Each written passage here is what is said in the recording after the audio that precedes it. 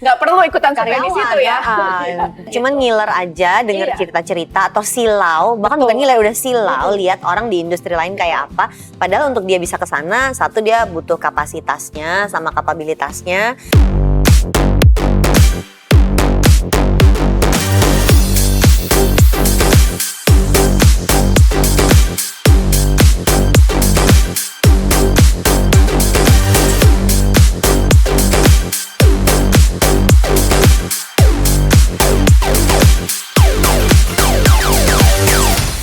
Selamat datang di Financial Intelligence. Saya Wulan, Financial Trainer dari QM Financial.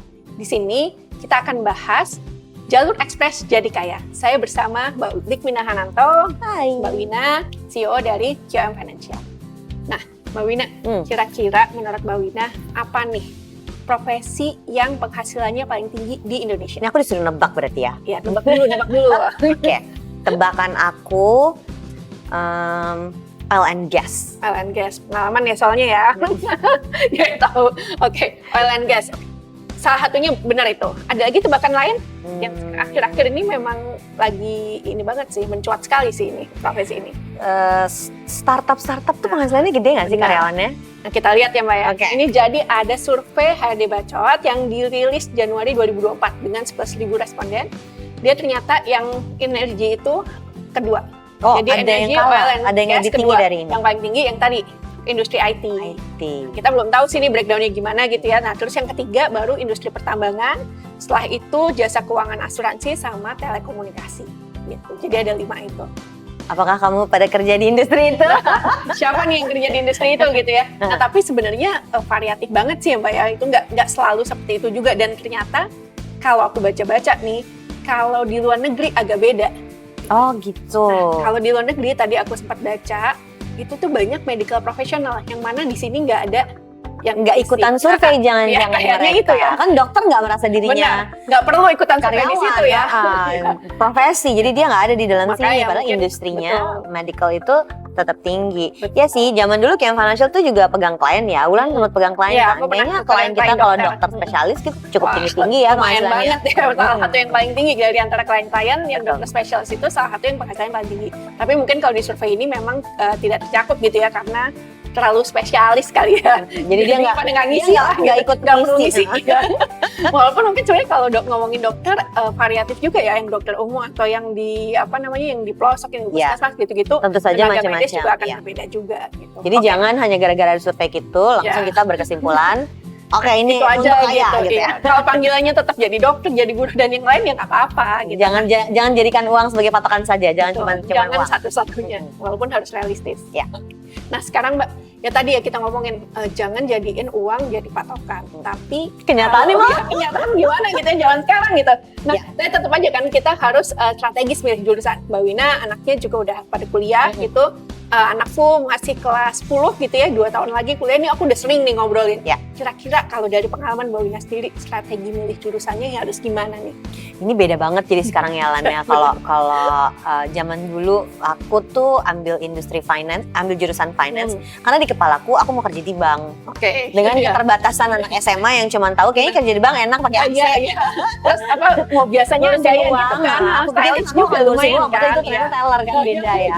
Nah, mungkin anak zaman sekarang itu cara memilih jurusannya akan agak beda. Kalau di sekolah anakku tuh ada namanya strong test yang dia melihat minat bakat dia tuh dicocokin sama industri itu kayak apa. Menariknya pekerjaan anak-anak SMA sekarang mungkin belum diciptakan. Iya. Karena kita kerjain sekarang tuh 20-30 tahun lagi tuh mungkin udah ada formatnya tapi nggak kayak sekarang. Sekarang kan kita beda banget cara kita kerja 20 tahun terakhir aja kan udah beda. Maka kalau kita ngomongin industri kerjanya apa, menurutku ya, atau nih Wulan juga kan pernah jadi HRD kan. Apa yang kita kerjain di kampus waktu belajar sama industrinya belum tentu akan matching tuh. Dan itu masih jadi isu sampai sekarang. Sampai sekarang ya, sampai sekarang ya. Masih jadi isu.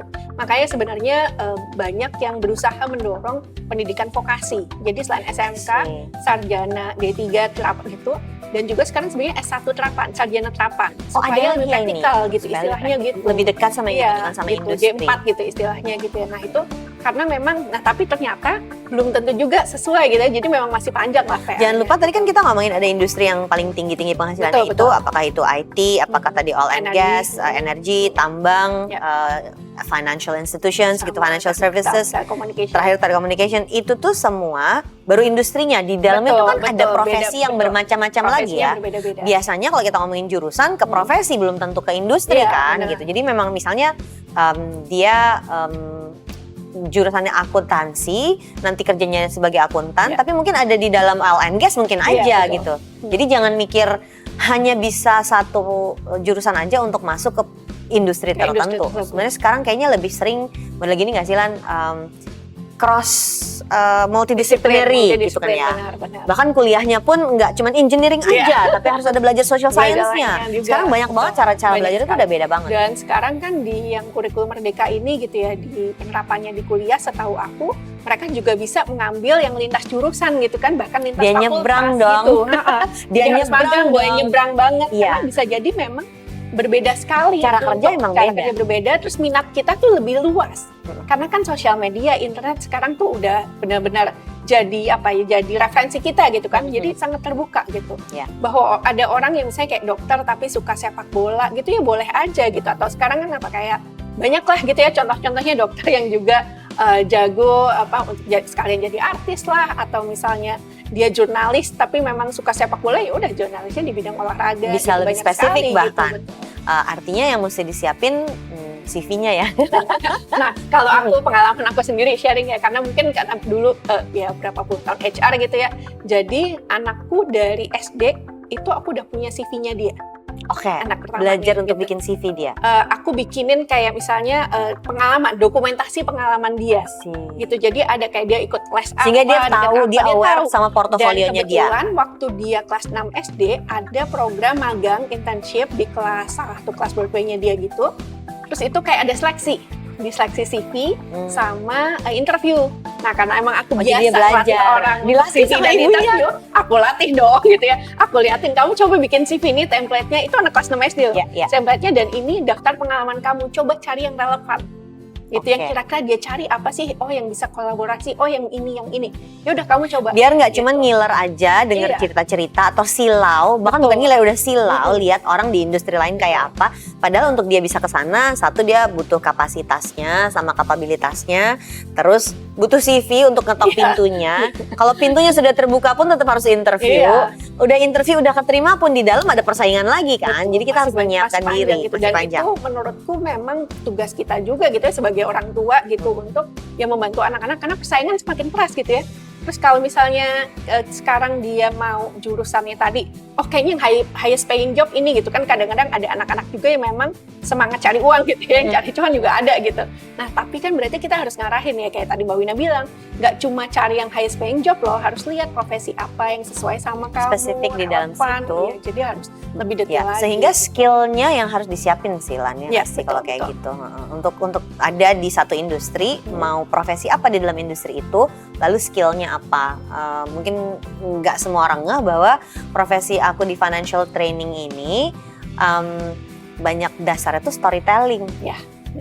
Kok bisa lo ada di stand up comedy? Itu storytelling juga. Berarti kan ada skill storytelling yang diasah dari zaman dahulu kala yang bisa dibawa terus untuk pindah industri atau berbeda industri dikerjain bersama-sama. Jadi sekarang kalau mau masuk ke sebuah industri, kamu mau di profesi yang mana di industri itu dan skillnya apa yang bisa diasah. Artinya kan kita bisa pindah-pindah industri dengan profesi yang sama atau ganti-ganti profesi di industri yang sama. Dan sekarang memang kayaknya udah trennya seperti itu gitu ya. Jadi kayak juggling dengan beberapa profesi pada saat yang bersamaan gitu kayak Mbak Wina sendiri gitu kan. Aku sendiri juga ada beberapa profesi. Tapi berarti fokusnya gitu. harusnya di skillnya dia dong ya. Betul. Jadi bukan berarti kayak harus jago, tetap jago. Jadi kan harus spesialis, harus expert di suatu bidang.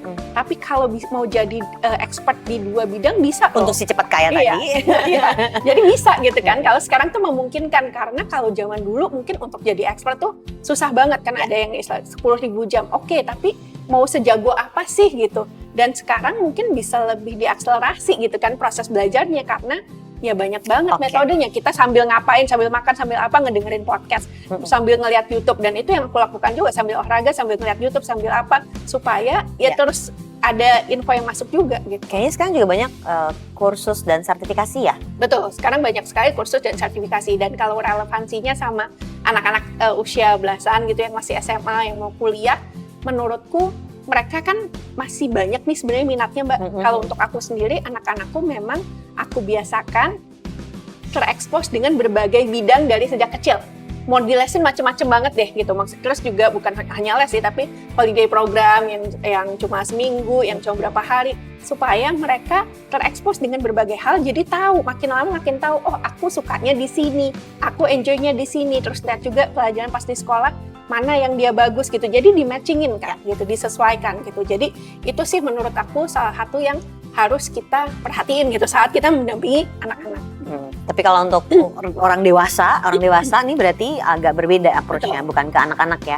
Untuk orang dewasa, kalian mesti lihat belajar itu jangan berhenti di satu titik. Udah lulus kuliah pun, udah masuk ke industrinya pun, ambil sertifikasinya. Jadi ada sertifikasi khusus di dalam industri yang menurut aku bisa membantu kamu kayak mendongkrak kapabilitas kamu. Misalnya sesederhana ambil kursus digital marketing misalnya gitu. Tentu saja kalau industrinya oil and gas, aku pernah ngobrol nih sama teman-teman di industri tersebut, mereka tuh ada misalnya sertifikasi safety. Itu ada spesifik sendiri gitu. Sertifikasi tertentu di dalam industrinya tuh ada. Bahkan setahu aku ya kayak insinyur tambang tuh ada kayak sertifikasi industri tambangnya. Ini yang kayaknya kita di financial planning juga banyak banget kan sertifikasinya. Itu menambah nilai plus pada saat kamu masukin CV ke sebuah perusahaan. Jadi kalau kita ngomongin pengen cepet kaya, ntar dulu, kamu punya kapasitasnya apa enggak nih? Jadi meningkatkan kapasitas dan kapabilitas kita itu, dongkrak CV kita itu akan biar bisa masuk ke dalam pintunya sebelum nanti kalau udah di dalam kamu baru naikin karirnya gitu. Jadi jangan cuma ngomongin aku pokoknya maunya di situ. Kamu mau melakukan apa untuk masuk ke si industri yang gemuk ini? Skill kita ya matching itu. Kalau misalnya dari background pendidikan belum tentu sesuai gitu kan, banyak yang kayak gitu kan lintas jurusan. Ya tadi itu kuncinya adalah di sertifikasi. Aku sendiri juga dari sampai sekarang pun ya itu terus belajar karena sekarang mudah gitu ya. Walaupun mungkin belajarnya kalau sekarang lebih, aku sesimpel ini sih Mbak. Aku lagi udah 2 bulanan ini aku lagi belajar di online ngetik 10 jari. Padahal aku sebenarnya termasuk yang lumayan cepat, tapi nggak bisa 10 jari kalau dulu sampai gitu. ikutan adanya online gratis gitu Mbak. Dan aku kayak karena merasa ini skill yang perlu ditambah. Aku pikir aku nggak bisa karena dulu mikir aduh kayaknya susah ribet. Ternyata setelah ini jadi lebih cepat dari sebelumnya, dan itu aku nggak kebayang. Itu dari hal yang lucu, seru-seruan aja. Aku merasa hidup aku itu banyak sekali menulis. Jadi sekarang tuh aku lagi pengen ikut kursus yang memang membantu aku untuk upgrade skill aku menulis. Setelah 20 tahun bekerja loh masih terus juga. Dan aku untuk bisa menulis aku butuh membaca gitu. Jadi sekarang aku lagi menggiatkan kembali membaca karena tahun lalu berhasil baca 20 buku, terus rasanya prestasi besar banget. Tapi isinya fiksi semua. Padahal nulisnya non fiksi. Jadi perlu meningkatkan itu. Jadi kamu mau meningkatkan dirimu seperti apa, karena kalau ceritanya sesederhana dunia tidak segampang itu. Pokoknya masuk aja ke industri itu karena ini industri gemuk yang duitnya banyak. Belum tentu kamu bisa survive kalau kamu nggak bisa meningkatkan kapasitas dan kemampuan kamu di situ. Dan bukan cuma technical skill ya Mbak ya, tapi soft skillnya juga penting. Ini aku pernah itu beda lagi tuh. Makanya panjang lagi. Nah tapi aku yang menarik nih, aku baru-baru ini baca salah satu skill yang paling penting untuk future jobs apapun itu adalah kemampuan untuk berkembang. Learn to grow, itu yang penting. Jadi karena apa? Karena dunia terus berubah, future jobs akan berubah-berubah. Apa yang dipelajari 5-10 tahun lalu nggak sama. Betul, kemampuan kita adaptasi dan berkembang, mau belajar terus kayak Mbak Wina belajar lagi nulis. Aku juga waktu itu dulu tuh financial planner berubah jadi financial trainer. Sekarang disuruh hosting financial intelligence loh. Jadi memang berkembang di tempat yang sama gitu kan. Jadi ingat nggak dulu disuruh hosting Instagram tiap berapa minggu sekali kan? Instagram Tapi karena terbiasa ngomong, jadinya udah lebih luas kalau harus ngomong di depan kamera atau di depan audiens kan. Walaupun kalau aku sendiri kan sebenarnya dulu ngajar. Jadi sebenarnya punya kapasitasnya. Udah ada ngajarnya, tapi kan itu cenderung serius ya. Kalau dosen gitu kan tutor ya lebih satu arah gitu ya. Kalau ini kan harusnya lebih santai, lebih entertainment. Nah itu yang challenge kalau buat aku sendiri. Bahkan aku sempat kepikiran Mbak, ini apa aku perlu belajar stand up comedy ya? Karena Ini kayaknya untuk Kayaknya kita skill panggil public ya. Nanti speaking gitu. mungkin aku suruh Iya. kursus kali ya, kita panggil ya. Aku sempat kepikiran beneran, jadi selain yang si typing itu, aku juga belajar lagi HR karena memang masih suka gitu ya. Terus yang financial planner juga aku lebih rajin baca buku dan lain-lain. Ya berapa bulan ini aku terapkan karena menurutku memang ya sekarang nggak bisa berhenti Jadi kalau belajar kamu mau pikir seumur apapun pengen gitu cepat ya. kaya dengan masuk ke dalam sebuah industri yang spesifik, think again. Betul, karena kalau misalnya mau berhenti di situ, kita nggak mau berkembang, ya industrinya akan terus berkembang kan. Iya, Bisa jadi nanti skill ketinggalan. kita, iya skill kita yang tadinya oke, bagus, udah ketinggalan. Serem juga ya kalau udah berhasil masuk Iya, ke dalam industrinya terus kita jadi dinosaurus di Iya. dalam industri, nggak bisa juga. Nggak bisa juga. Jadi itu tadi learn to grow. Itu penting sekali kemampuan itu. Oke, jadi kalau mau kita wrap up, jalur ekspres jadi kaya dengan masuk ke 5 industri yang tadi gaji fresh graduate paling tinggi di Indonesia, gimana sih caranya? Ya. Jadi tadi kalau dari summary discussion kita ada 3 hal ya Mbak ya.